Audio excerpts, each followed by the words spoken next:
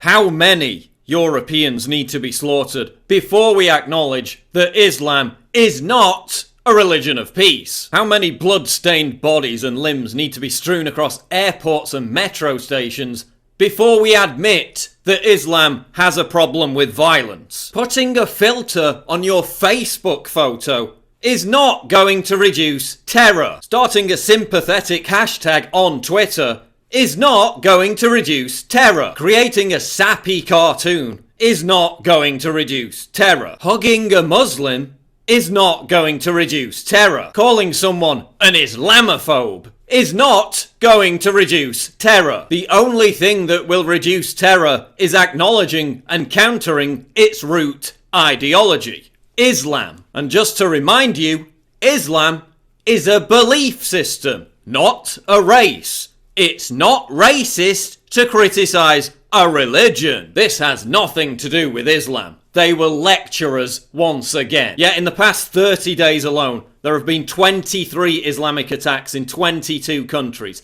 1,018 people killed, 2,008 people injured, just in the last 30 days. But the usual suspects, like George Galloway, immediately tried to absolve Islam of blame by pointing to foreign policy. And yes, the West's policy in arming jihadists in Libya and Syria was a disaster. But Brussels suspended its bombing campaign against ISIS in Syria 8 months ago. Belgium hardly has a reputation for being a murderous invading empire. You're only blaming foreign policy, so you don't have to acknowledge that Islam has a violence problem. It's far more likely that this was a revenge attack for the capture of Paris massacre culprit Salah Abdeslam, who, by the way, was able to hide in Brussels for 4 months because he was helped by the residents of Molenbeek, proving once again that terrorism has far more support amongst Muslims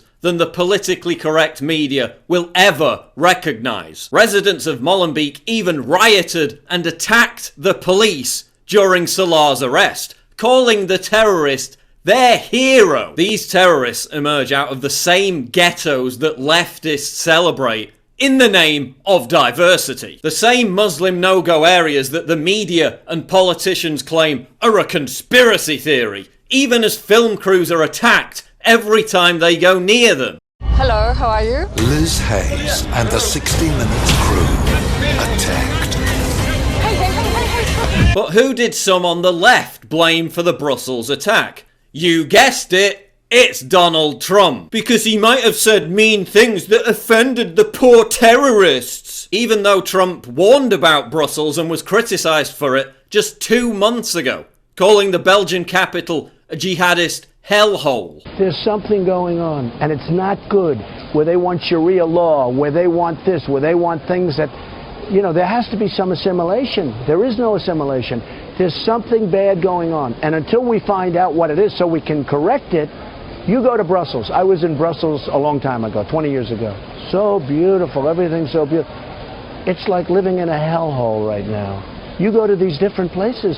There's something going on. Foreign policy, Donald Trump, even climate change. The left will search for any excuse to avoid having to face the truth. Islam is not a religion of peace. How many times will violent Islamists have to prove this before anything changes? Islam needs a reformation. By immediately labelling anyone who makes this argument a racist or an Islamophobe, you're preventing that reformation. You're allowing extremists to dominate the conversation because smart and sensible people, including Muslim reformists, are being intimidated into silence. You're contributing to the deadly naivety that paved the way for Europe's open border madness. You're contributing to the absurd notion that mass unrestrained multiculturalism works. It doesn't work. Molenbeek proves it doesn't work. Today's attacks prove it doesn't work. How many more attacks in major European cities will we have to witness before we acknowledge that it doesn't work?